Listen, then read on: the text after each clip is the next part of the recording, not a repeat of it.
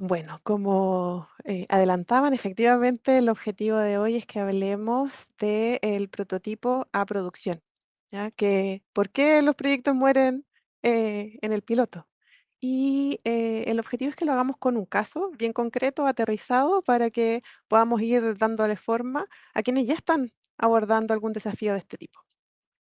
Entonces, el caso es, imagínense un día viernes de inicio de mes, muy, podría ser mañana, en una organización que otorga créditos y resulta que tiene un chatbot, un asistente de IA llamado Mora, que le ofrece a los clientes o a 1.400 clientes un descuento de un 40% en las cuotas morosas que no existía, no estaba definido en la base de oferta.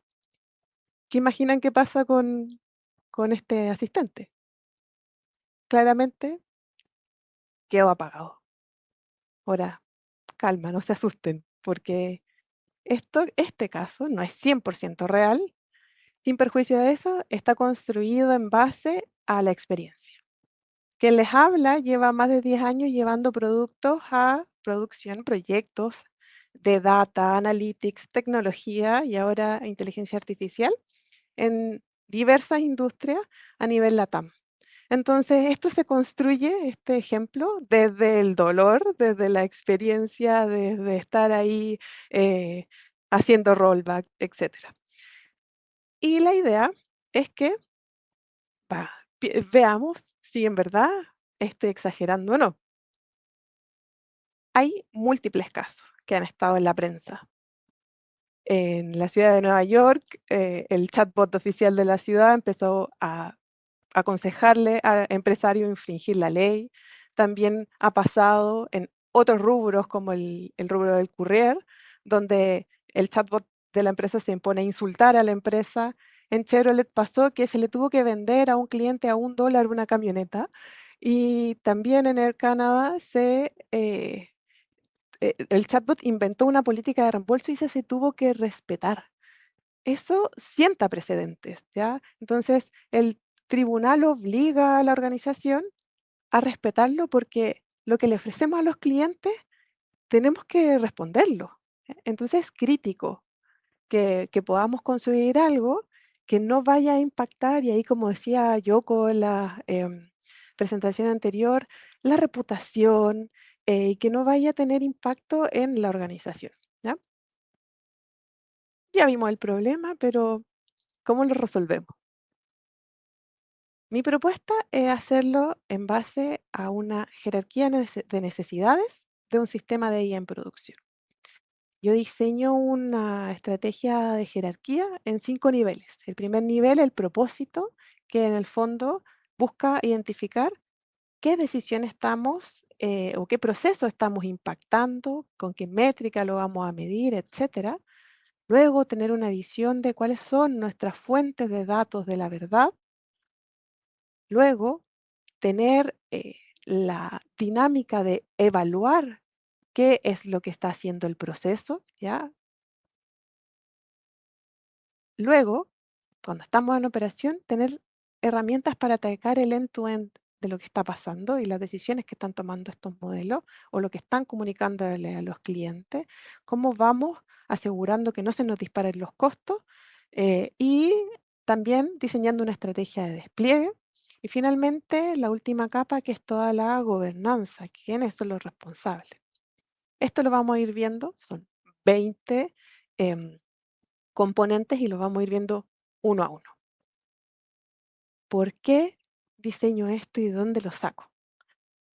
Para mí es súper importante tener una estructura, porque cuando tenemos desafíos que son complejos, de repente nos agobiamos y tratar de diseñar algo que sea visualmente una referencia y que vaya ordenado, para mí es súper importante. Entonces, siempre me ha llamado la atención la pirámide de necesidades humanas o la jerarquía de necesidades humanas de Maslow, que luego se transforma en este diagramita de la pirámide, que se ha utilizado como referencia para muchas cosas. Y es muy común que se diagramen toma decisiones o se abordan desafíos con un diagrama de pirámide.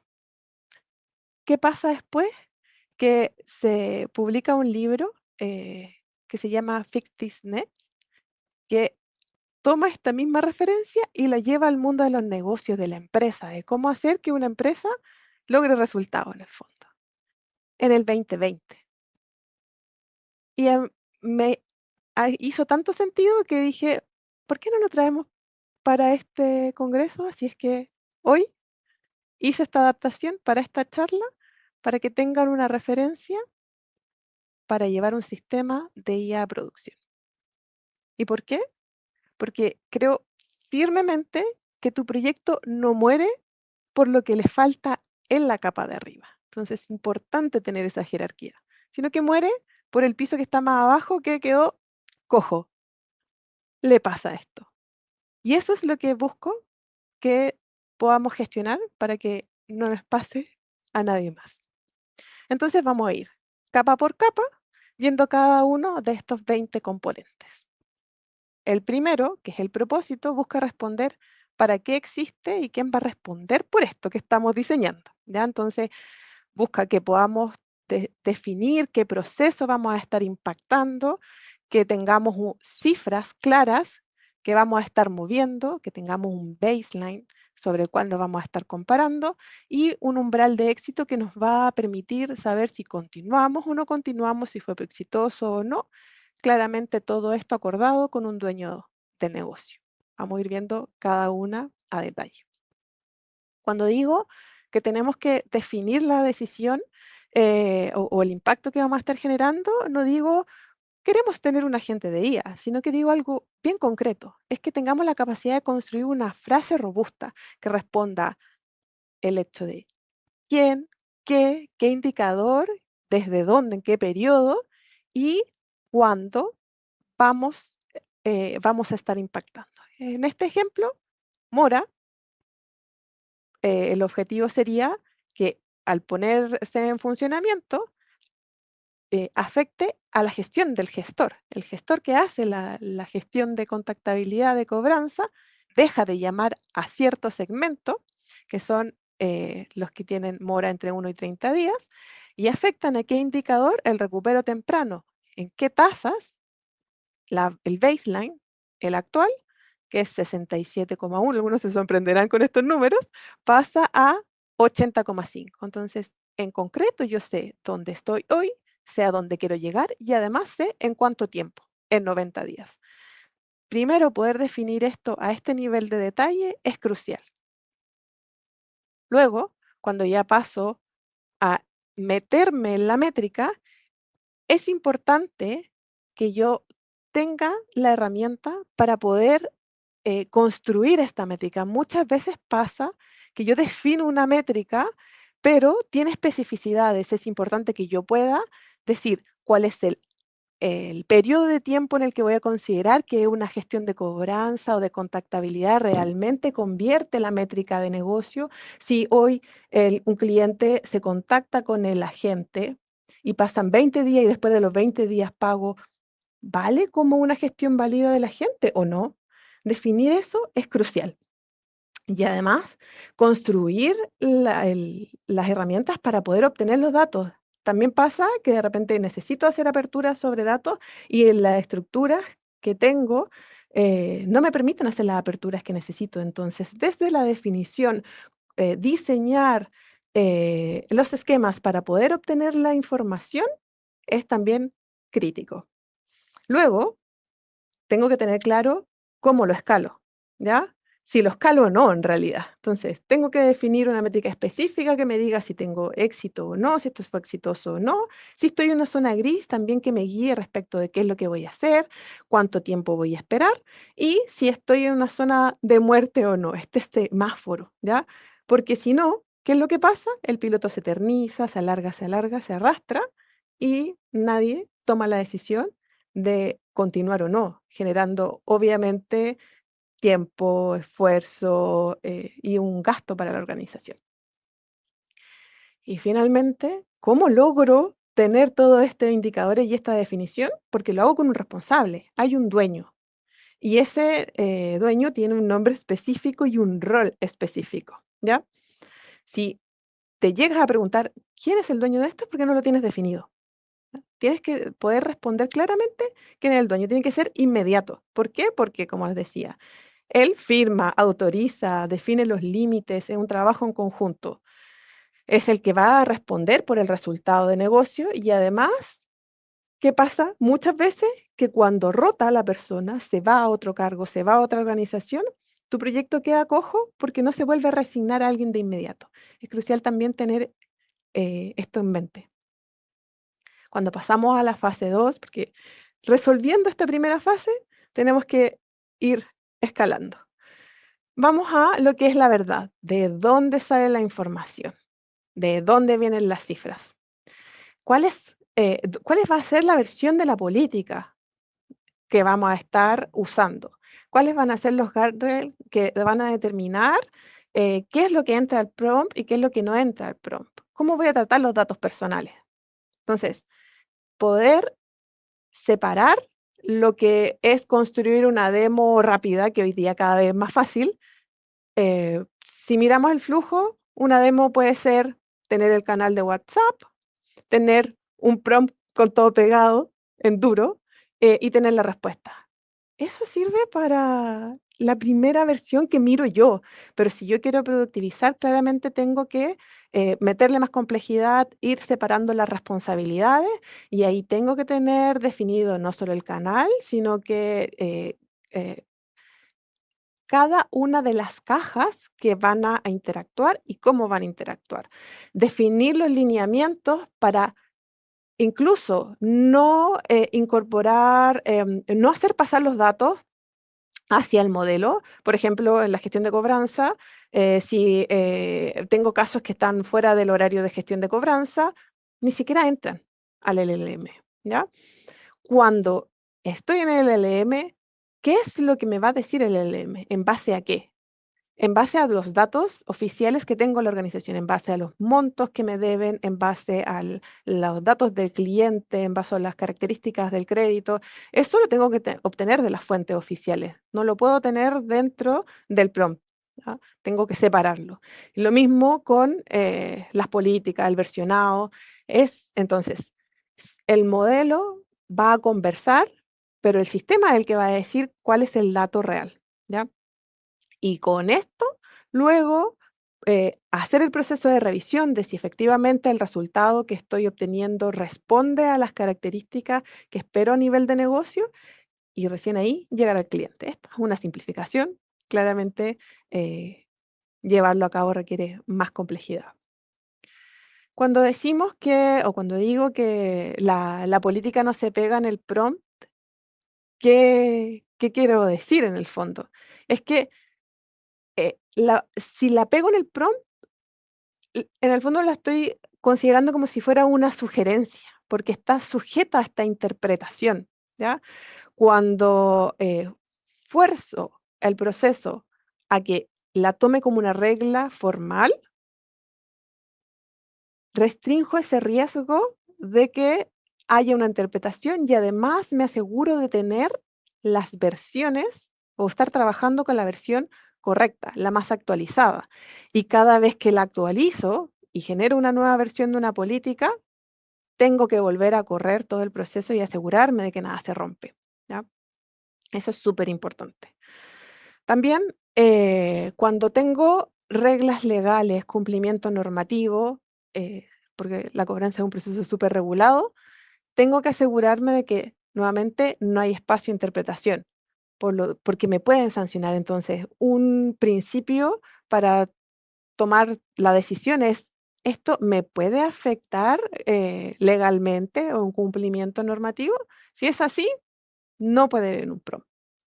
Son principios que no podemos olvidar.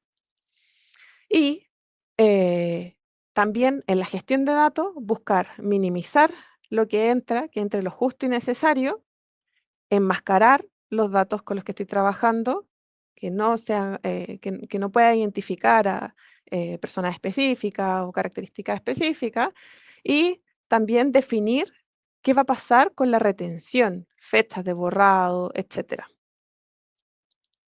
Y eso no solo es una definición interna, sino que es algo que tengo que definir contractualmente con el proveedor, que, que no haya entrenamiento con los datos con los que estamos trabajando como organización.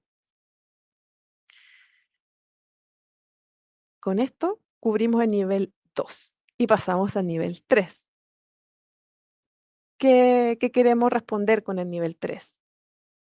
¿Cómo sabemos si está respondiendo bien? Porque antes nos aseguramos de que estuviera la arquitectura, de que estuviese funcionando y que respondía a algo que no se rompía. Respondía, pero ¿respondía bien? ¿Responde lo que quiero?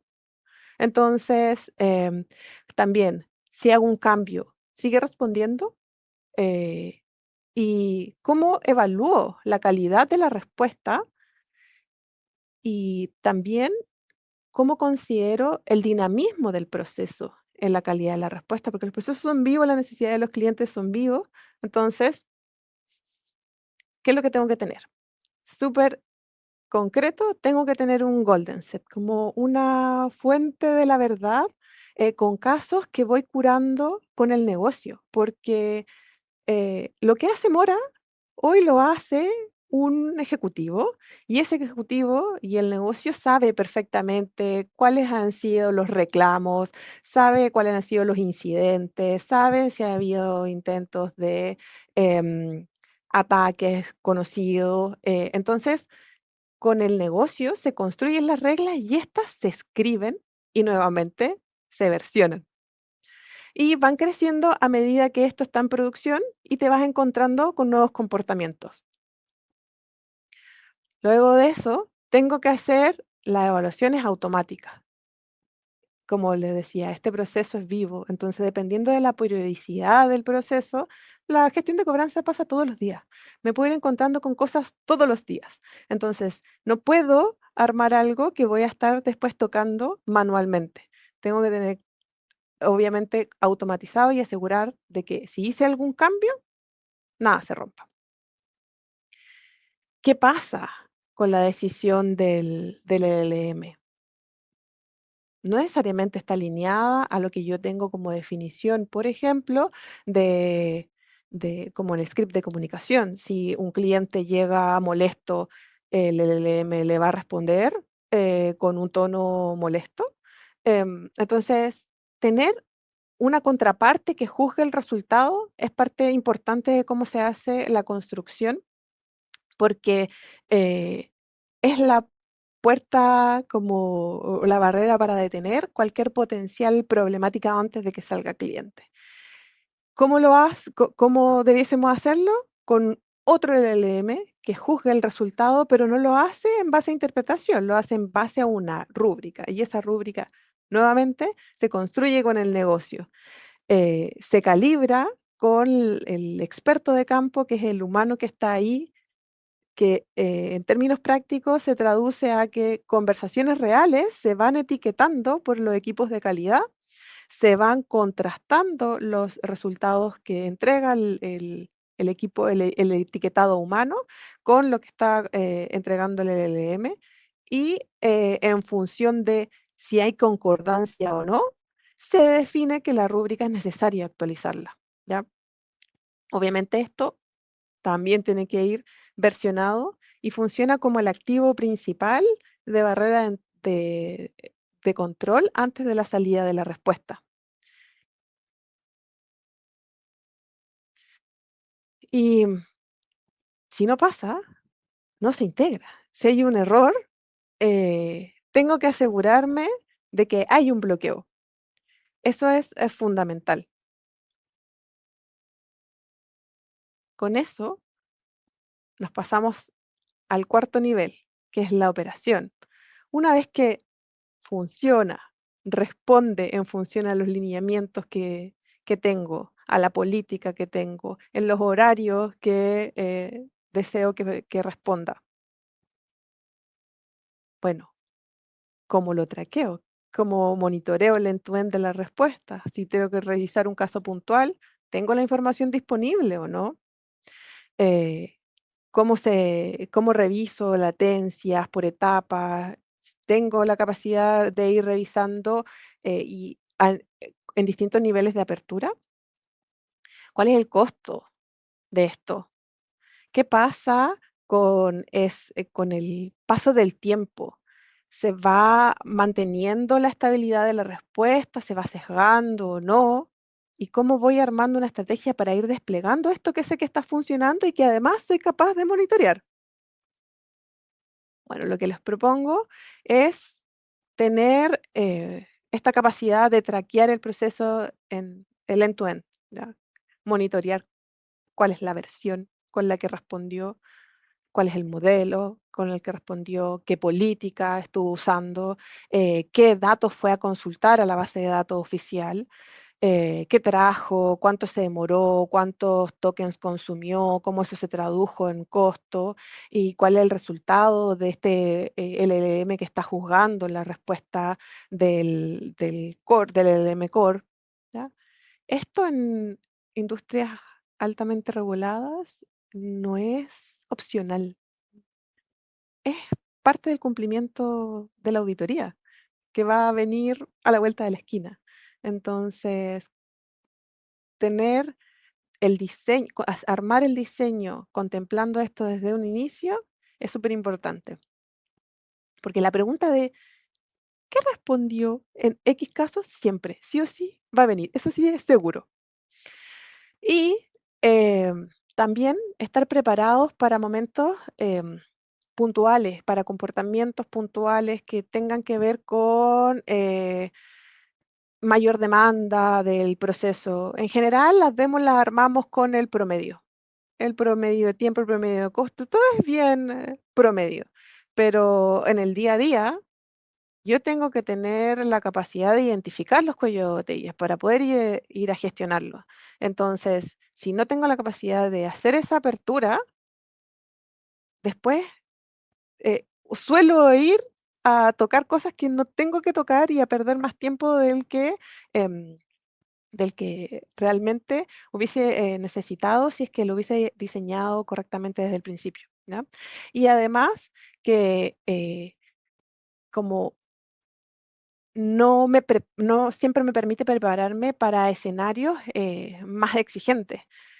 Hay momentos en los que la cobranza se dispara y entonces necesito estar preparada para el percentil 95 y no para el promedio, no para un escenario real, porque el percentil 95 es el que está viviendo el cliente que se está molestando porque esta cuestión se está demorando en responder o lo que sea, ¿ya?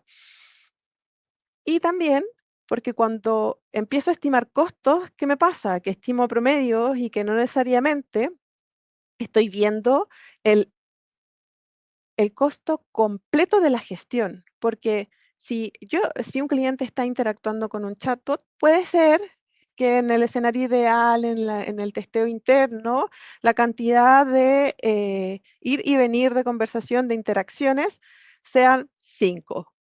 Pero un cliente real interactúa 25 veces para poder cubrir el proceso completo.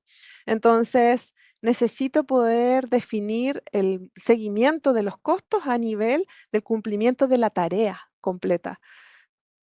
Y además, tener lineamientos claros respecto de cuándo lo corto, tener un umbral, un threshold que me diga, oye, si me paso de este monto en gasto, lo voy a cortar y voy a también todas las solicitudes posteriores que lleguen, pasarlas a un, no sé, a un agente humano, definirlo. No puedo encontrarme con la sorpresa de que se disparó el costo y nunca me di cuenta. Entonces, desde el diseño, definir cuál va a ser la métrica y construirlo así con un kill switch es también muy importante para no pillarnos con sorpresa. Otro punto es que, como les decía, a través del tiempo va cambiando el comportamiento de los clientes, ¿ya? Se va degradando la respuesta eventualmente del- de este activo analítico de este producto. ¿Por qué? Porque a lo mejor las intenciones de los clientes van cambiando, si no los monitoreo no me doy cuenta, tal vez llega cada vez más preguntas de un tipo que no tenía mapeado y si no tengo la capacidad de monitorearlo, no voy nutriendo nuevamente el golden set, voy cada vez más traspasando tareas a un agente humano, entonces el producto deja de- de entregar el valor por el cual se decidió pasarlo a producción. Entonces, tener ese seguimiento es súper importante. Y finalmente, definir que si ya tengo claro cómo lo voy a seguir, bueno, cómo lo paso a producción, yendo de a poco. Primero, teniendo la certeza de que puedo ejecutar o voy a resolver con el rollback si es que algo no funciona. Y luego, primero, partir en paralelo, trabajando con el agente humano y contrastando la respuesta del LLM con el agente humano, ver si ahí vamos bien o no vamos bien, y en caso de que no, ir calibrando esta rúbrica del juez y todo va bien, voy de a poquito con esta estrategia de seleccionar un porcentaje del tráfico eh, y irlo pasando por este agente, priorizando claramente segmentos que generen menor impacto, que tengan menos riesgo y de ahí ir escalando.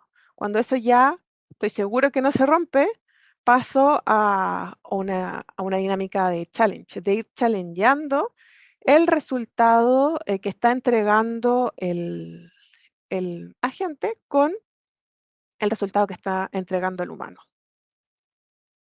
Y recién ahí cubro la operación. Y nos pasamos al último nivel, que es el gobierno. ¿Quién se hace responsable de esto en el tiempo?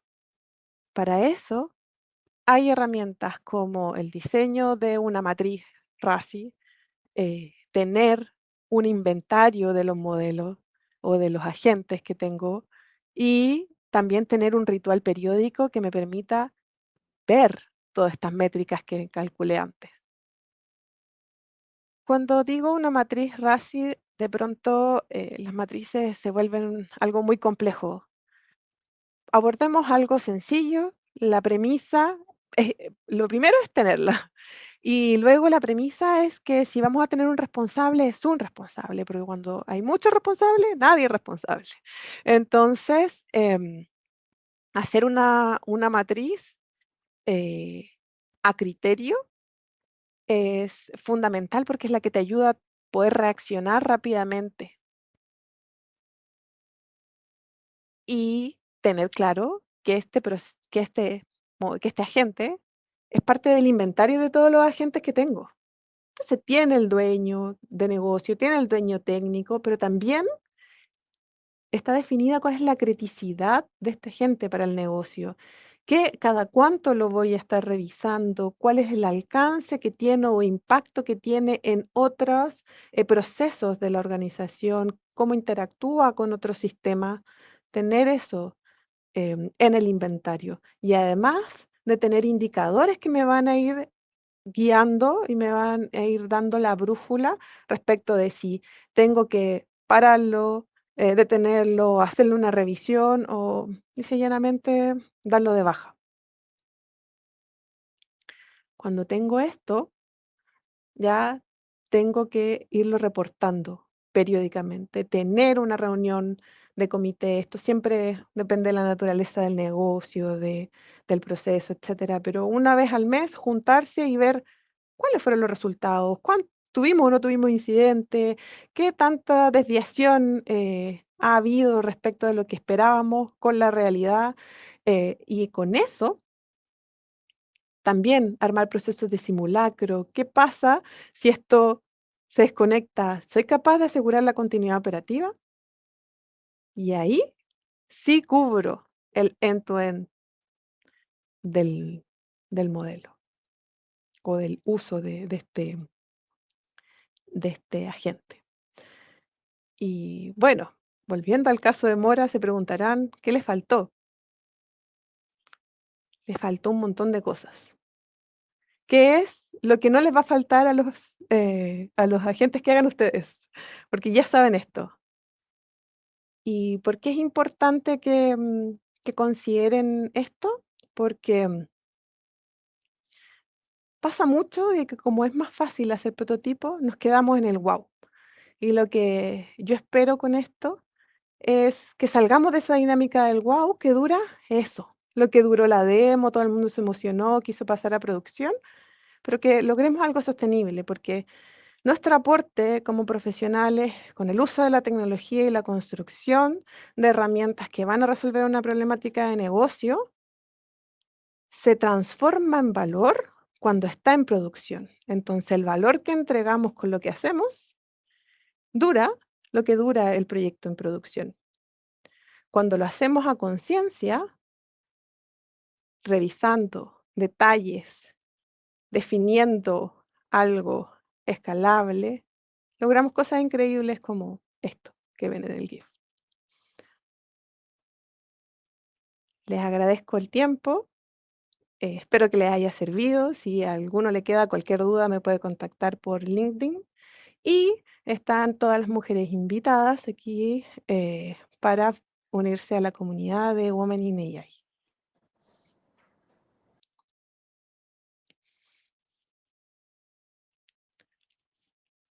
No te escucho. Pero no me escuchas. Ahora sí, ¿Hay problema de audio? Sí. Ahora ahora sí. sí. No, te decía que felices de unirnos a, y agradecerte, uno, por la espera tan pacientemente que estuviste ahí, porque igual nos pasamos en altas horas. Y eso que, no, y eso que se nos Así es cayeron, la vida, así es la y eso que vida. se nos cayeron dos. Pero, pero de cierta manera esto nos hace darnos cuenta de lo lindo que es, porque estamos todos aquí, todos enfocados, no hay cansancio, es como, esto es, no sé, llevamos con cuántas horas de amor. Sí, no, Vamos por Entonces, y usted es sí, increíble porque estando ahí todo el día, al contrario, tengo que agradecerle a usted y todos los que están viendo, sí, como un altar para ustedes. no, es que le pusimos hartas ganas a que esto saliera bien. Eh, nos enfocamos harto, pusimos toda nuestra energía en lograr esto. Entonces, obviamente vamos a estar felices. El fin de semana vamos a estar destruidas, Pero con pero, el corazón llenito. pero con el corazón llenito, justamente. Así que muchas gracias. Estuvo excelente, excelente tu charla. Oye, no sé si sea bueno o sea malo. Lo ¿Por que qué? planteaba, no, imagínate, ya no voy a saber si contestarle a los que me llaman para cobrar. No, no, no es real, eso es construido en base al dolor. Oye, no, pero gracias. Mira, convertir una iniciativa de inteligencia artificial en una solución de impacto requiere integrar conocimiento técnico, estrategia